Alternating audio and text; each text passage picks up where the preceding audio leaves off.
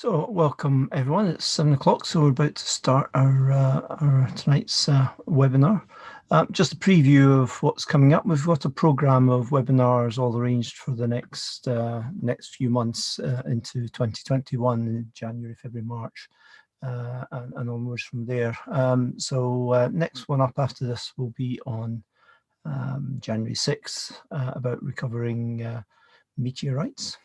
It's also about the discovery of or observation of fireballs with Jim Rowe.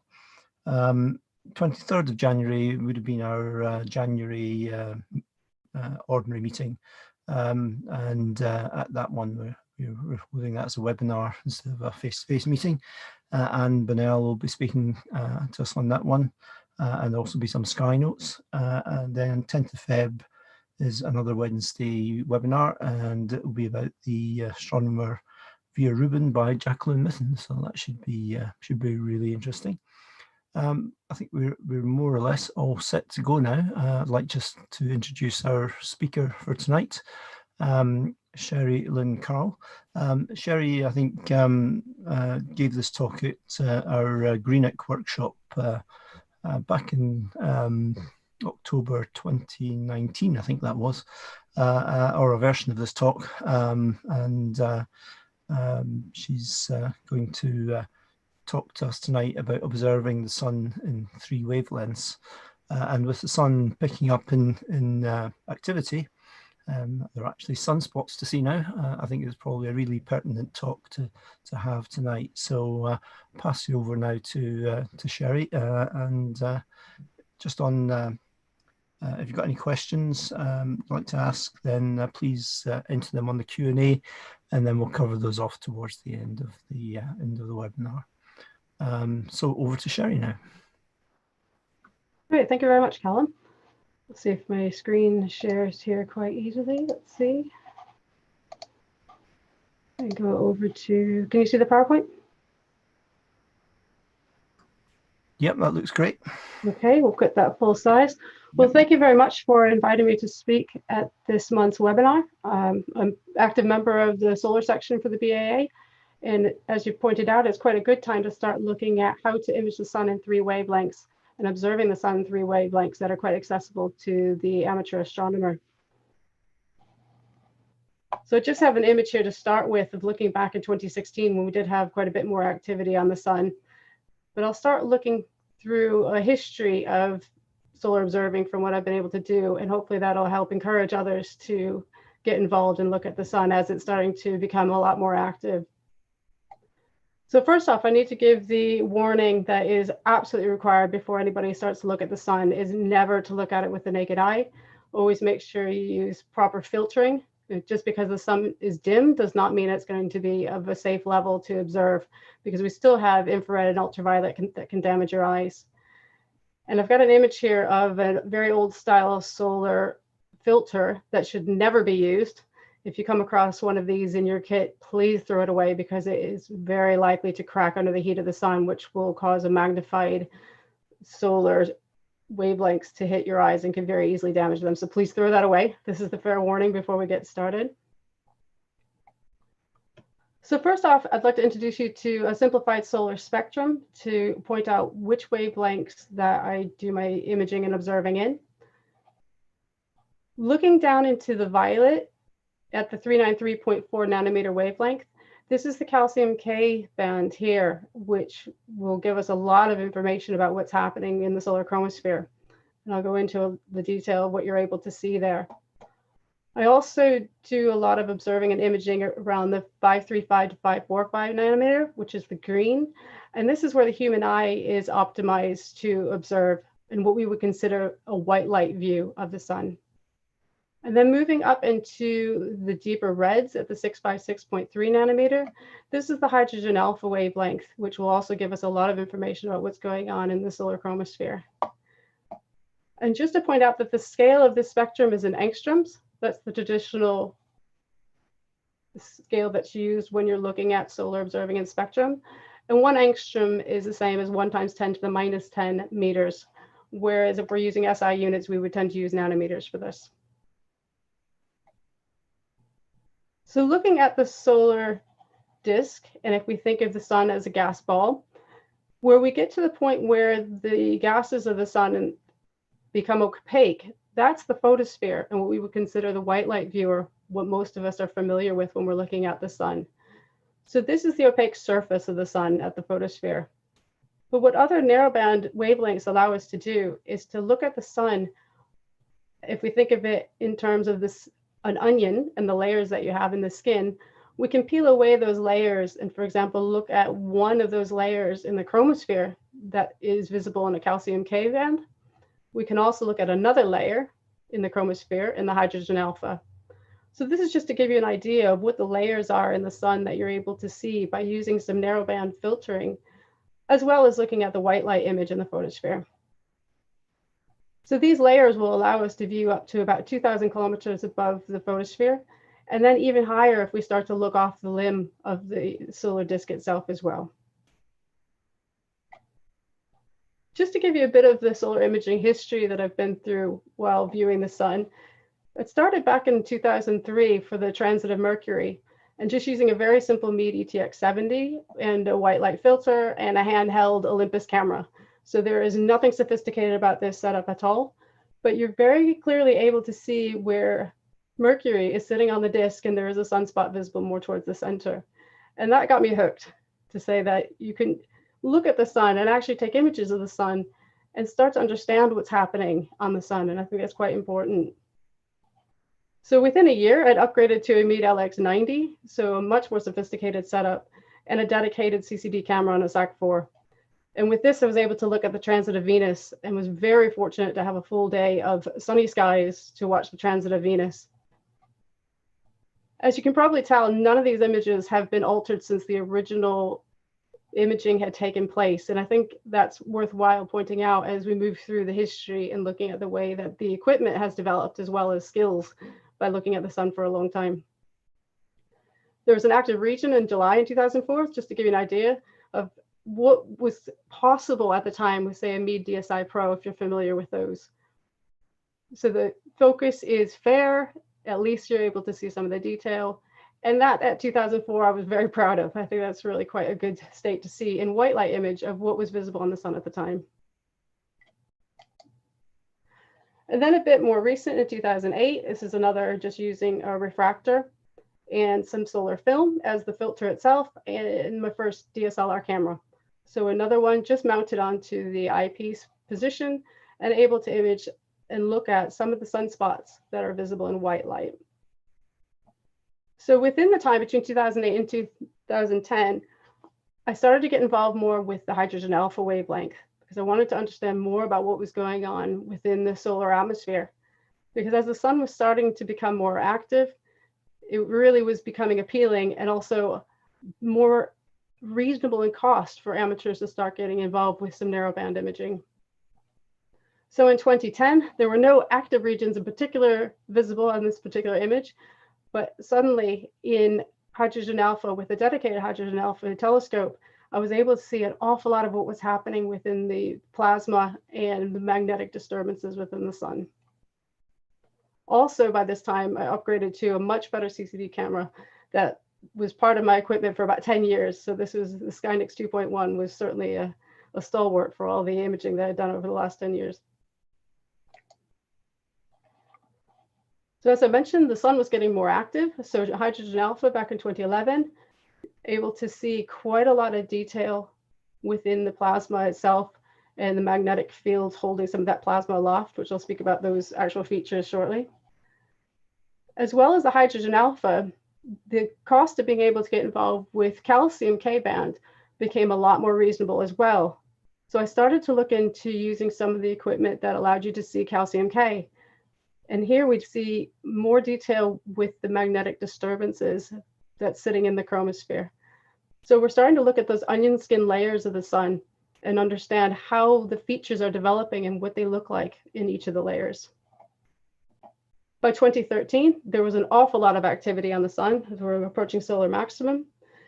And there's quite a range of features that are visible in the hydrogen alpha at this time, using the same equipment that I had upgraded to in 2010. So there's nothing that's changed there. It's just a matter of some improvement in processing skill and actually a lot more features to look at on the sun. During this time, I also upgraded to a personal solar telescope calcium K version. And this provided some amazing views for the amateur astronomer at, again, much more reasonable cost than was ever possible before. And we can look at the layers now of what's happening in that onion skin of the sun. So moving on to 2016, back at a transit of Mercury again, so coming full circle about 13 years later. And looking at the image from a white light point of view, we've got Mercury, the hydrogen alpha, again, Mercury sitting quite prominent, and the calcium, where Mercury sitting prominent again. And I think at this stage, it's worth pointing out that all of these images were taken with monochrome cameras. So the coloring that takes place is very subjective, and it's used by the observer to enhance the features that they're seeing. So across all these images, you'll see that the shades may slightly change, but generally for a white light image, or what we would think of as the sun as kind of a white yellow disk, it's going to be more of a yellowish shade. We always keep it around there. For hydrogen alpha, shortly I'll show an image of what the color looks like when you're looking at through a hydrogen alpha filter.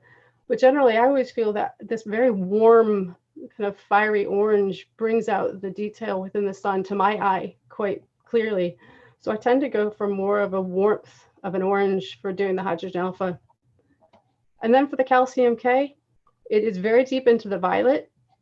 So I do try to keep those into a violet shade so it is representative of what's visible on the disk. But again, it is colored very subjectively so that you can see the features there. And they do slightly change depending on how I feel it's going to bring the features out at the time. So just to keep in mind that they are imaged with a monochrome camera, not a color camera.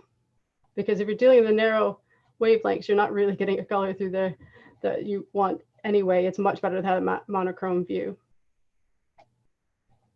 So the standard telescope that I use for the white light viewing and imaging is a Williams Optics refractor.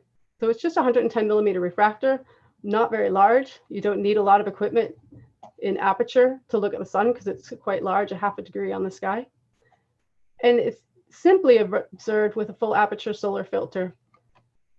So as long as the light is safely reduced to an intensity level that we can observe, then a regular refractor is the best piece of equipment you can use and what I tend to use and have been for many years. A very good upgrade is to go to a Herschel wedge. And these devices have a prism and baffles that will reduce the solar intensity of the light, and also a neutral density filter to further reduce the light that's coming through to a safe observing level. And this gives a really clear white light, unaltered view of the sun itself. So I generally use the Herschel wedge in my setup with the addition of solar continuum filter. Now these filters themselves, they're centered around 540 nanometer wavelength, and that allows you a very crisp view, increasing the contrast of the granules on the surface of the sun, as well as sunspots, and if there happens to be any flaring activity. So I would highly recommend using a solar continuum filter, regardless of what you use as your actual light intensity reducing filter at the objective end of a telescope, or in this case, at the Herschel wedge sits at the rear of the telescope. So the solar continuum filter is invaluable for a very good white light image. Now the features visible in white light, which most of you are familiar with, will be a sunspot. We've got the umbra and the penumbra that are very clear. You're also able to see the granulation or the convection cells within the surface of the sun. And that solar continuum filter will make those pop into view very well. We can see pores. We can also see other features that develop in sunspots, for example, light bridges, and also a cloud-like feature that's visible on the limb that shows us where we either have active regions that are fading or they could be developing. And that's very clear in a white light image that you're able to get a nice crisp view. And also limb darkening as we're looking through the thicker layers of the atmosphere. So you can see all of these using naked eye with your properly filtered telescope, or imaging as well if you want to enhance the detail that's visible in these. So just another one of the white light examples where there's an amazing sunspot group that was visible back in 2015. I think you may have seen many images of this come from observers across the world. And this is the standard equipment that I use now. So for an amateur observer, this is really a great setup with just 110 millimeter refractor, the Herschel wedge, neutral density filter, a solar continuum filter, and a dedicated CCD camera. And it's all very portable, because every single time I go out to observe the sun, all the equipment needs to be set up and then torn back down again. So it's something that's quite portable, and depending on how quickly the weather is changing in the UK, actually really easy to manage.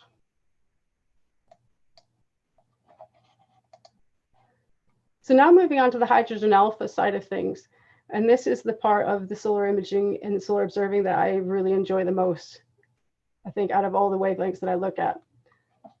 In hydrogen alpha, when you're looking at the filtered image, it's a very deep red. And I do struggle to actually see some of the features in that deep of red. So as I mentioned, I tend to color the images to more of a warm orange that makes the features look a lot more visible. It's very subjective.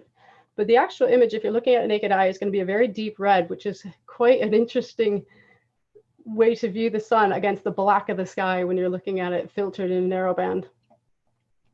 Now, a hydrogen alpha telescope itself has got an epsilon filter, which is a dual interference filter, and that eliminates all the wavelengths that are not part of the 656.3 nanometer band that we want to observe for this area of the chromosphere. And what you're able to do is actually add a second filter to this to double stack it, which will tighten up the band pass of what you're looking at and allow you to see even more detail on the surface of the sun. So I'll go into that on another slide of what that means in practical terms. But the general setup that I use for observing is a double stacked system. It's a 60 millimeter telescope that's then reduced down to 50 millimeter with a double stacked filter. There's also a blocking filter that's added to make sure that there's no stray infrared and ultraviolet light that passes to the eye. So it's an absolutely safe observing telescope as well as something you can image with. And as you can see, depending on how active the sun is, there's so much that's visible in the chromosphere itself at this particular wavelength.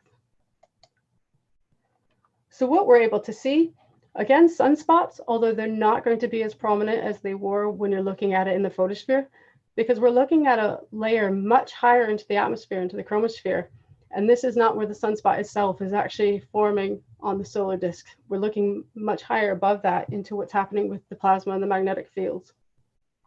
But what we are able to see are regions where there's flaring activity or very intense plasma activity happening here, very high temperature.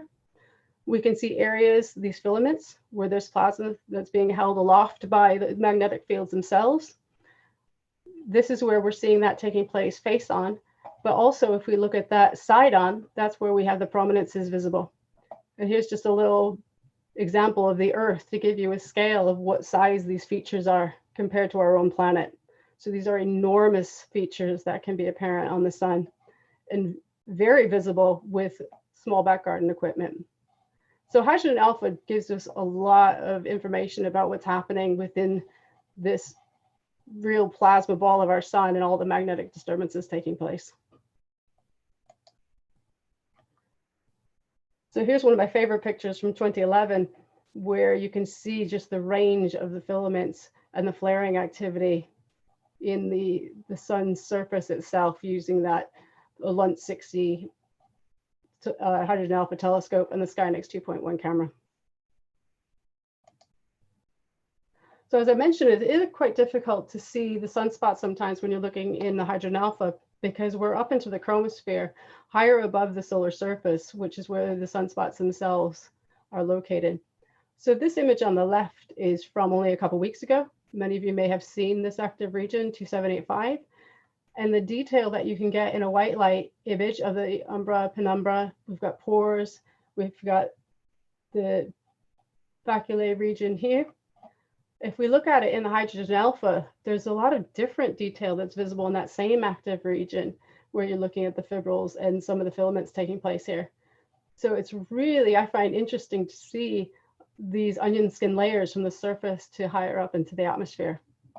And here's just another example from 2011 with an active region that was a very interesting sunspot group. And when we looked up into the hydrogen alpha, there's actually filaments in there as well as flares taking place. So there's much more happening with the plasma and the magnetic field disturbances. So as I mentioned about the band passes, when you either have a single filter in a narrow wavelength setup, or if you have a double stacked system.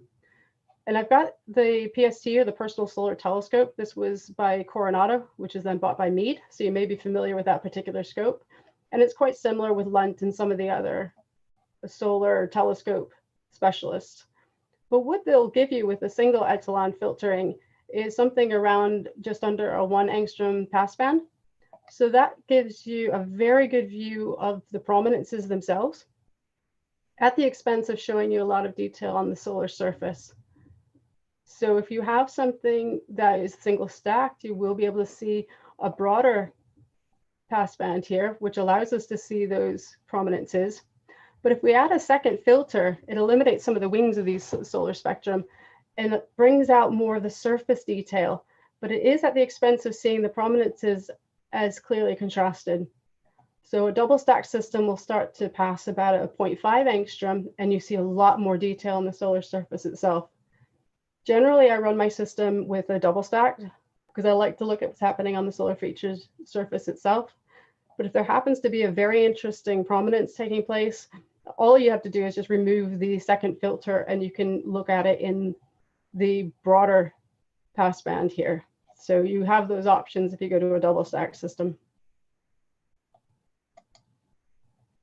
The third narrowband wavelength that I like to look at is the calcium K, and that sits at the 393.4 nanometer wavelength. The equipment I use here is another one of the Personal Solar Telescopes. This is a Coronado PST, but when Meade bought Coronado, they did not continue producing the calcium version. There just wasn't enough interest to keep producing that. But there's other companies that do make a module that you can put onto a refractor that will allow you to do a similar exercise, or if you can find one on the used market, that's always worthwhile. Because these solar telescopes that are optimized for the 393.4 nanometer are just amazing for a back garden observer to look at what's happening in the calcium wavelength of the sun and see what's happening with the magnetic disturbances. When we look at the sunspots, which are fairly clear in the chromosphere at this wavelength, we can also see what's happening within the granulation of the sun to a much greater degree. So the features you can see in the calcium K band, as I mentioned, we've got the sunspots that are fairly clear here. There's another feature that appears sometimes that you're only able to see in the calcium wavelength, from what I understand, that's a brighter ring. That's usually about 10% brighter. I'm not sure if this image is quite clear enough to show that well, but this is a feature that is visible in the calcium K. The pores are visible. We've got the plage regions, or more of these kind of cloud-like, quite intense hot regions in the chromosphere that are visible. And the chromospheric network, which is outlining the supergranulation that's taking place on the solar surface itself. And these are amazing to see when you're looking at calcium K images of where the boundaries of some of these supergranules are tracing out the active and very intense regions of magnetic disturbances. So back in 2014, when the sun was very active, you can see the supergranulation that's taking place, multiple active regions with sunspots, and just a whole overview of this layer of the solar atmosphere and how the magnetic disturbances were materializing within these active regions themselves. So this is with a 40 millimeter scope, that same Skynex 2.1 camera, very portable system with just amazing views.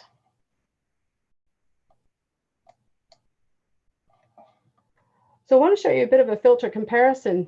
So as I mentioned, the Coronado PST is not new on the market anymore, but one of the options you can do to look at calcium on an existing refractor is using the Bowder filter that covers the calcium K and the calcium H wavelengths. So you're looking at the 393.4 and the 396.9 nanometer wavelengths.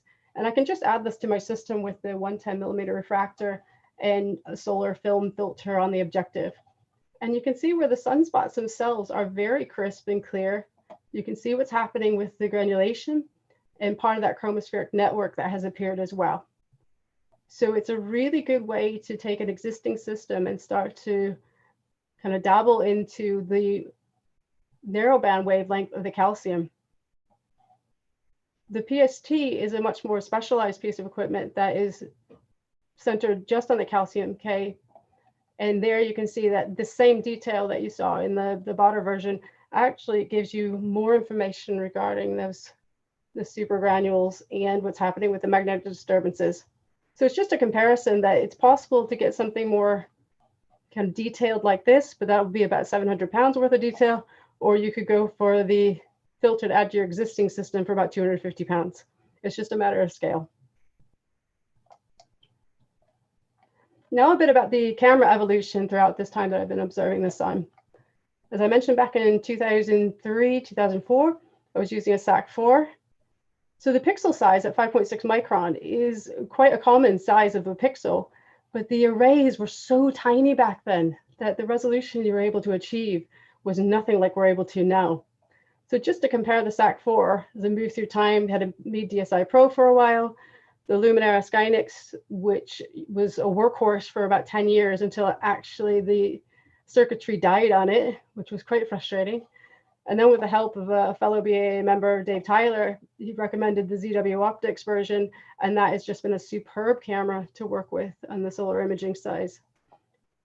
The pixel size is not a huge amount different than the SAC-4, but the pixel arrays themselves are so much larger now that the resolution is vastly improved.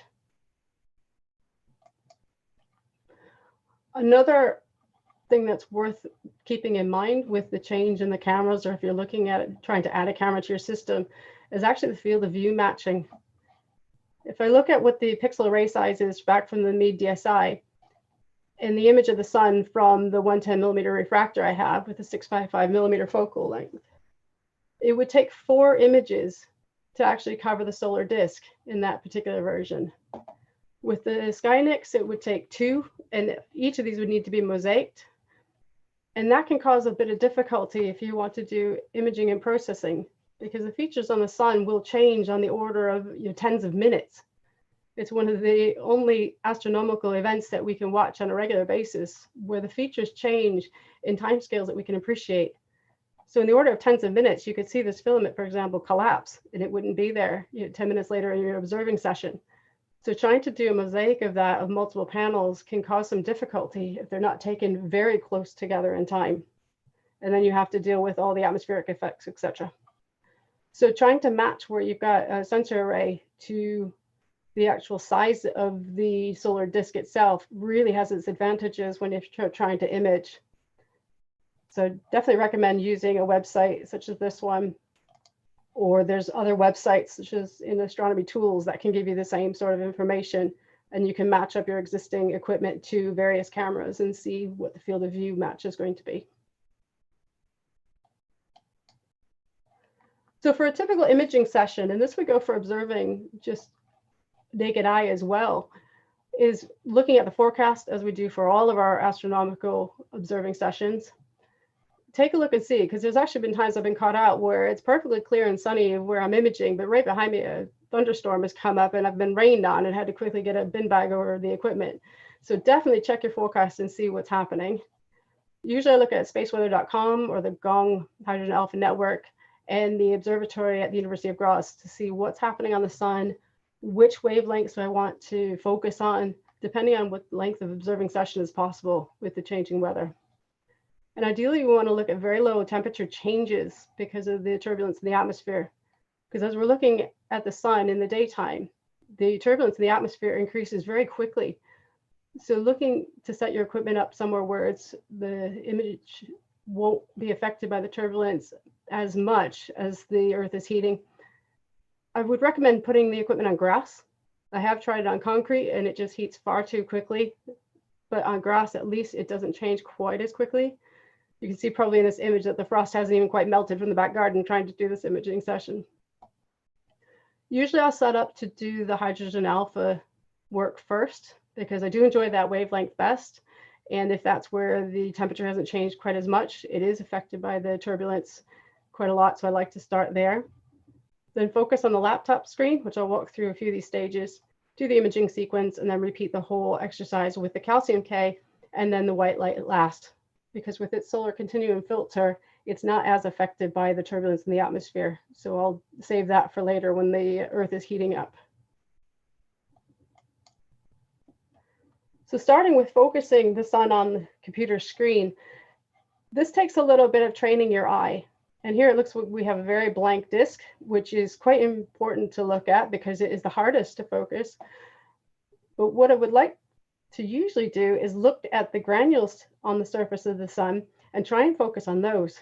Because if you can get the granules in focus, the rest of the features are going to pop into focus amazingly well. And also recently, where we've had not a lot of activity, that's about all that's been there to focus on. So training the eye to focus on granules is quite important. To give you a bit of an example of the seeing conditions that are typical when I'm doing the imaging, I'll just click on this and hopefully the video is playing. But this is a hydrogen alpha view, and you can see where there's some boiling around the limb. And also the features themselves, to me, they look like they start to sizzle a bit. So it's kind of washing out the detail. But when you see the focus actually come clear, when the turbulence is stable, these features pop out almost three-dimensionally. And that's what we're after if we're trying to look for a very sharp focused image.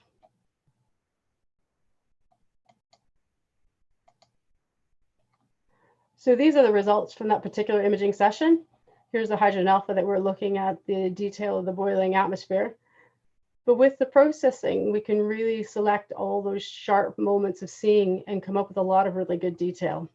So hopefully you can see, even with a blank disk and no active regions, there's actually a lot of information happening here within the actual granulation of the solar disk itself. A few other points to keep in mind when you're doing some of the narrowband imaging.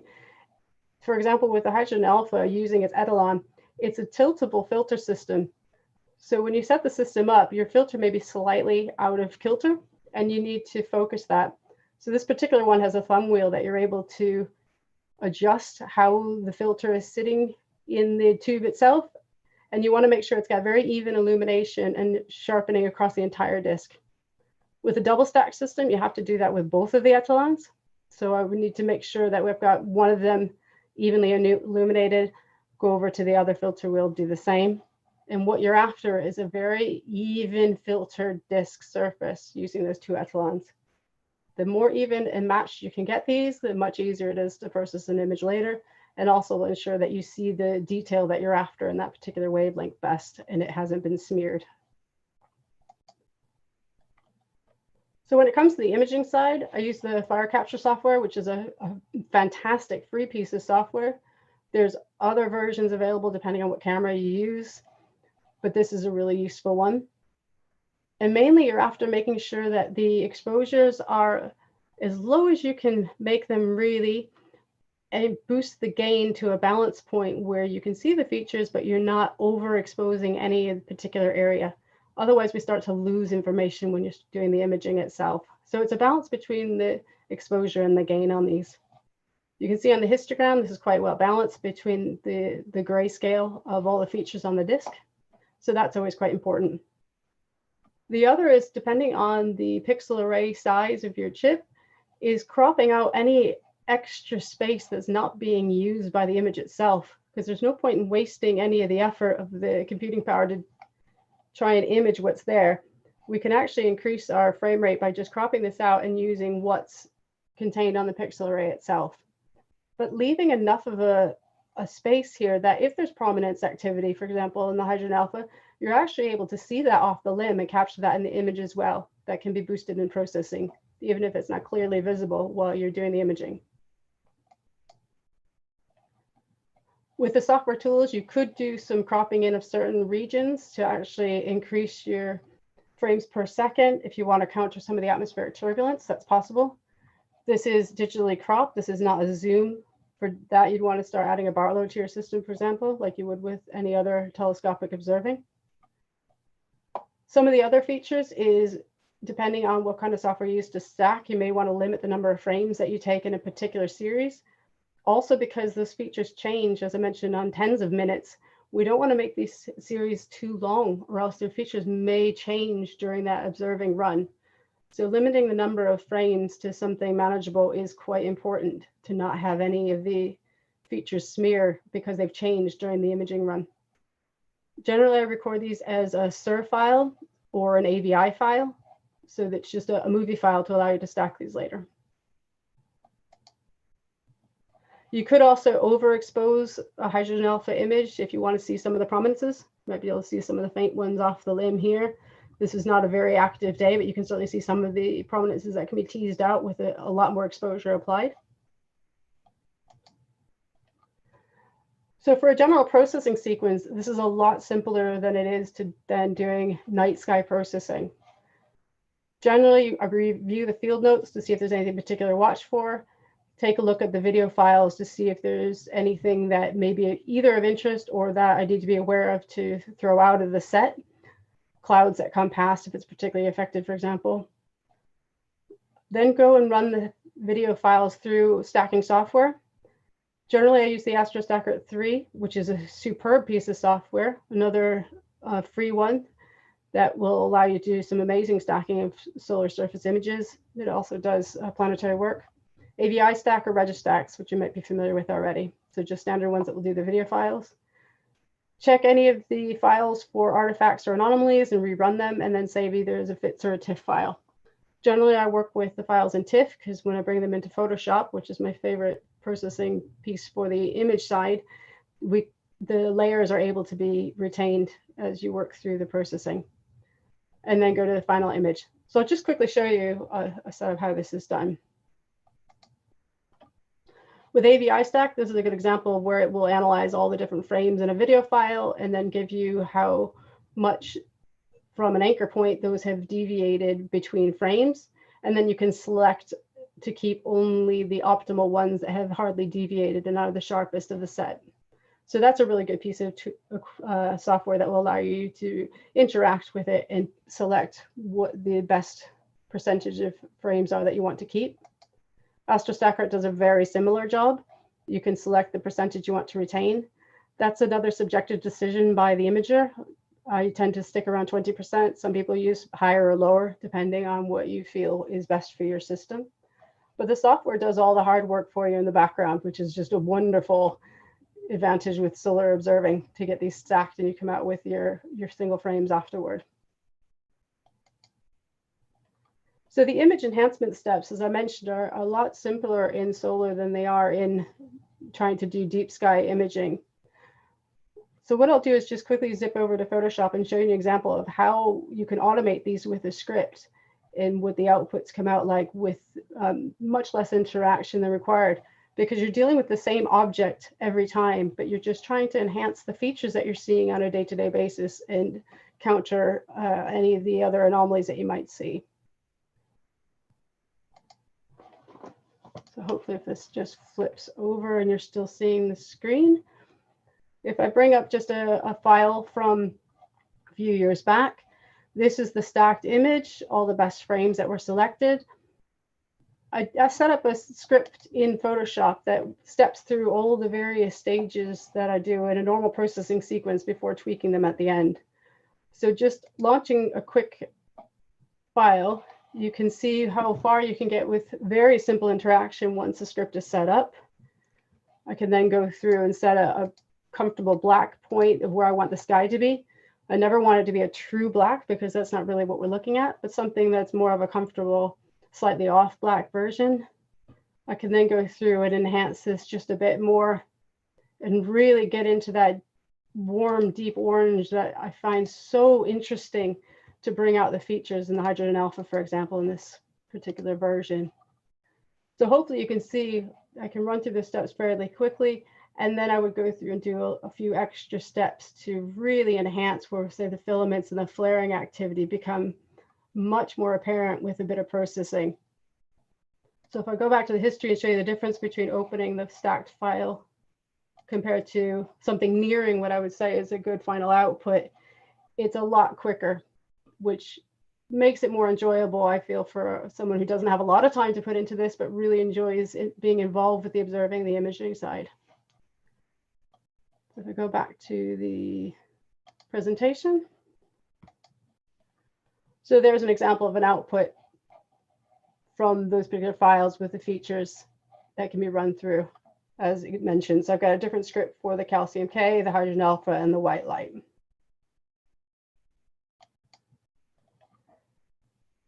So just to kind of wrap up what we were talking about with the different wavelengths and observing, the hydrogen alpha does require some dedicated filtering, although it is within the grasp of amateurs to be able to purchase a system that would allow you to filter into the hydrogen alpha, and gives us a really amazing view in the chromosphere at the 656.3 nanometer wavelength of what's happening within the plasma and the magnetic disturbances.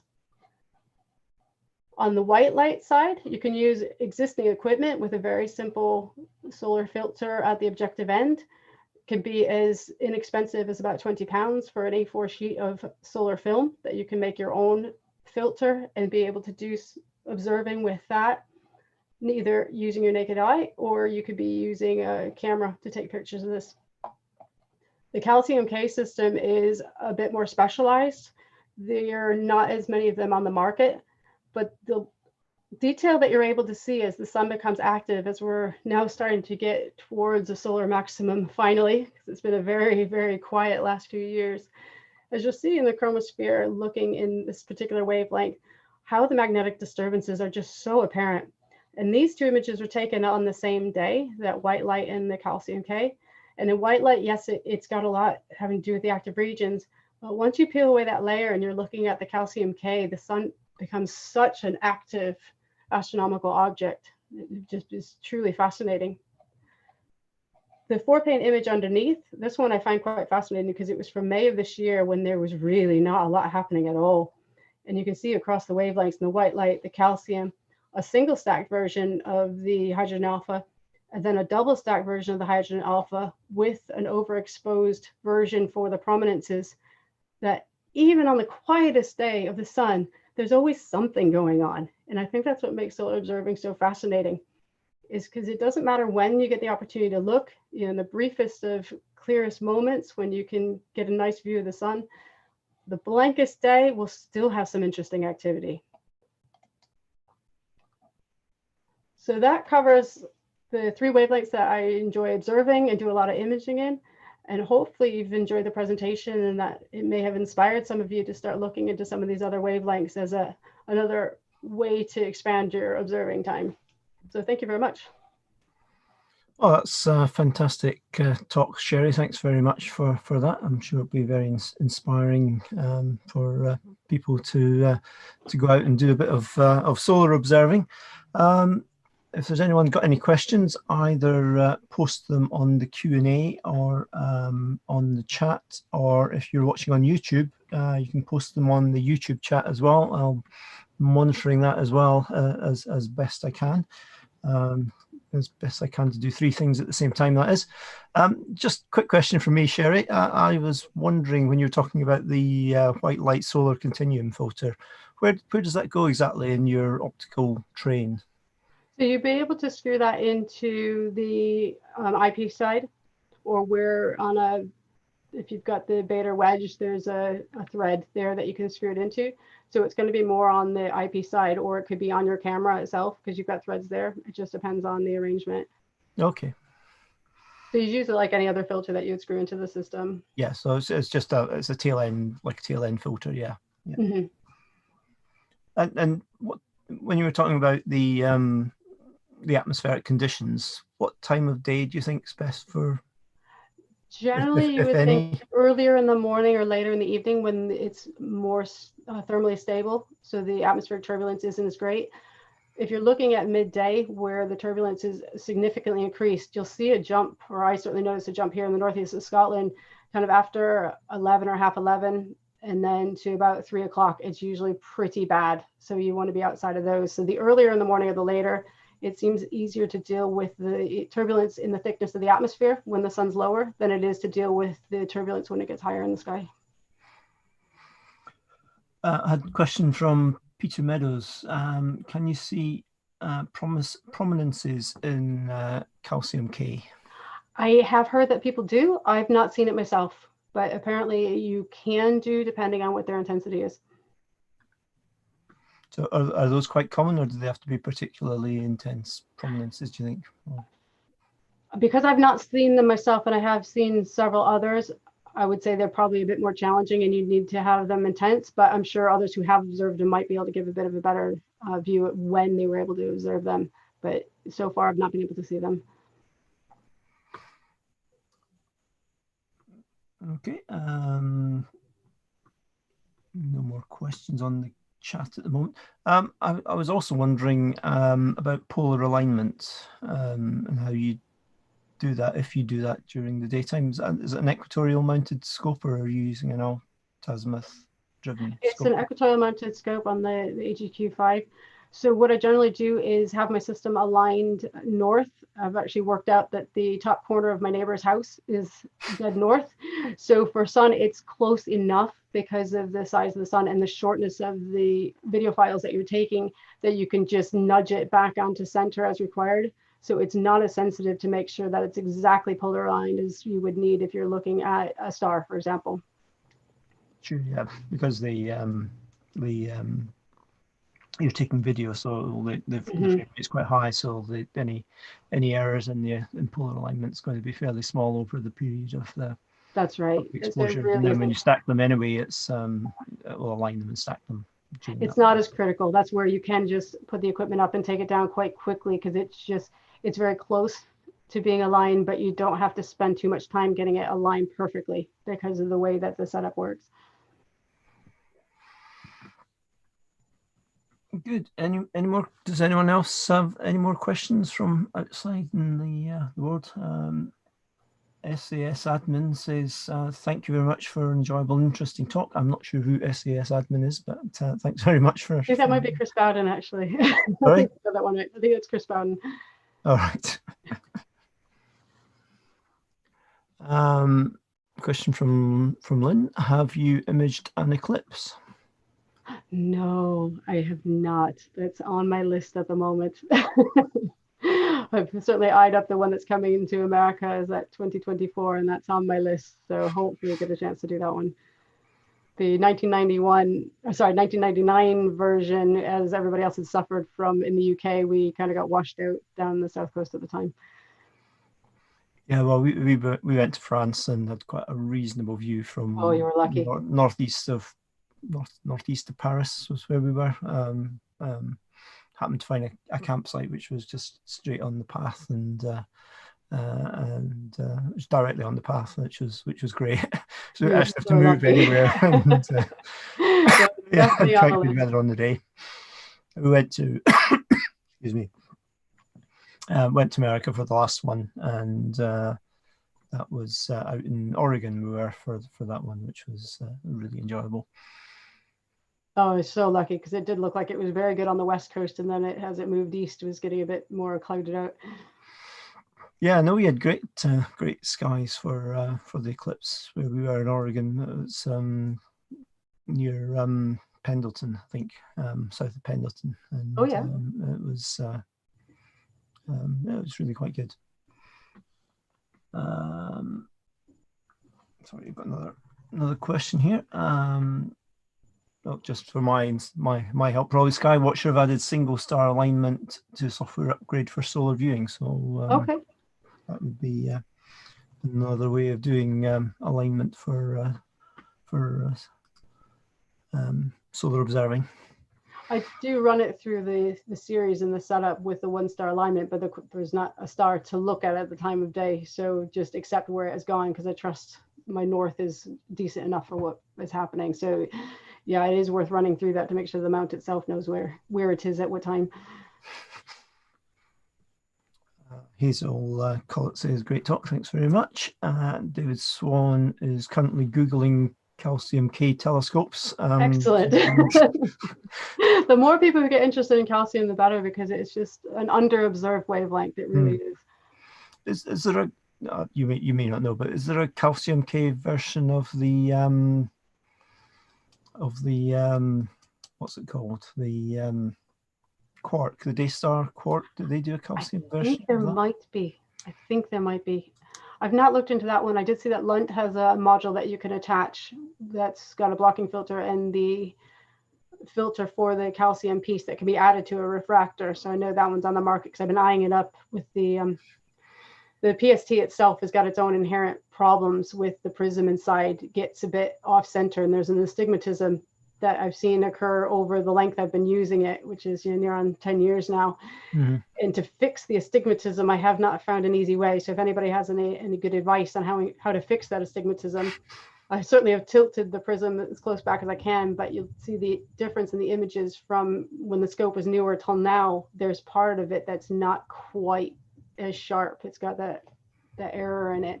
So looking into a newer system to upgrade to at some point in the future when that goes too far that I can't get it adjusted.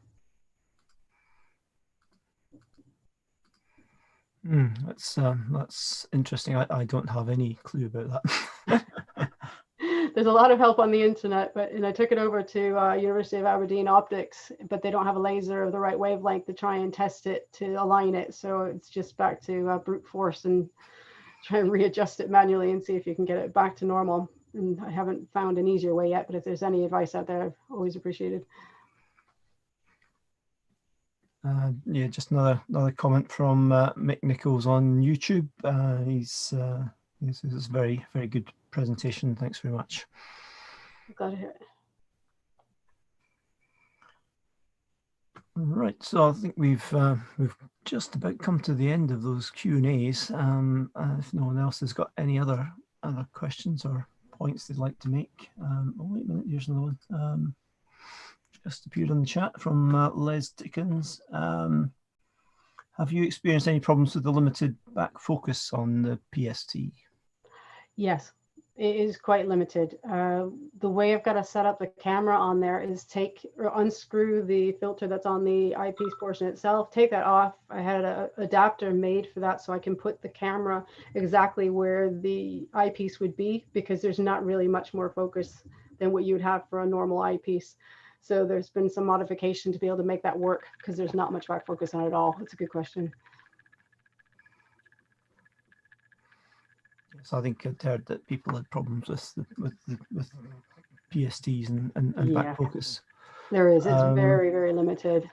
And observing in calcium optically is very difficult because it's so deep into the violet that as soon as the lens in our eye starts to yellow, we're not really able to see into those wavelengths. So they tend to say that children or anyone who's had cataract surgery and they've had the lens replaced can see that deep into the violet. But for most of us, it's not a visual observing system. It needs to be done with imaging. Yeah. David Swan asks, are the common CMOS CCD cameras sensitive enough at the short wavelengths for calcium K to work? It seems to work because it's just a matter of exposure. So something like that, I would boost up to about 30 milliseconds rather than the other ones that might, for white light, it's less than 0.5 or so. So it's just a matter of on the exposure side that you're able to boost it enough. So your software should allow you to do it. Do you need to increase the gain on your camera to do that, or just use exposure time? Usually the exposure seems to be the difference, more so going to the calcium from, say, going from hydrogen alpha, because the hydrogen alpha exposure is quite short, but the calcium needs an awful lot longer exposure with a similar gain to get a nice balanced view.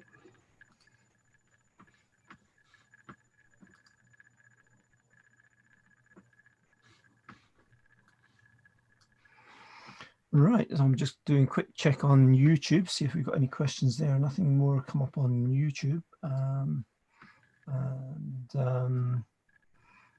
Another comment just from David saying thank you very much. So I think probably we've come to about the end of our time, getting on for that anyway. Many thanks to Sherry for coming along tonight and giving us a really, really excellent talk. As with solar activity picking up, and it's something you can do in the daytime and in the relative warmth. It's much more pleasant to be in the daytime in the social hours. I hope people will pick up on that and may start doing some solar observing. The BA solar section is always keen to get observations from members, and anyone that's keen to start out can get in touch with the solar section director, Lynn Smith, and she'll be quite happy to help you out starting out or point you to some of the experts in the section if there are any other questions that people can help with. Just to remind you of the next talk, January 6th, Jim Rowe's going to be talking about recovering the UK's next meteorite and fireball detection systems, I think that is. Just again, like to thank Sherry for the talk tonight. Also like to thank Dominic Ford, who's been our IT master tonight, kept the systems all up and running and getting all that going. So thanks very much to Dominic for that. And finally, I'd just like to wish everyone a very Merry Christmas and a good New Year. Hope everyone stays safe over the period, and we'll look forward to seeing you again sometime in the new year. So thanks very much for that, and goodbye for now, and good observing. Thanks, Cal. Thanks, Sherry.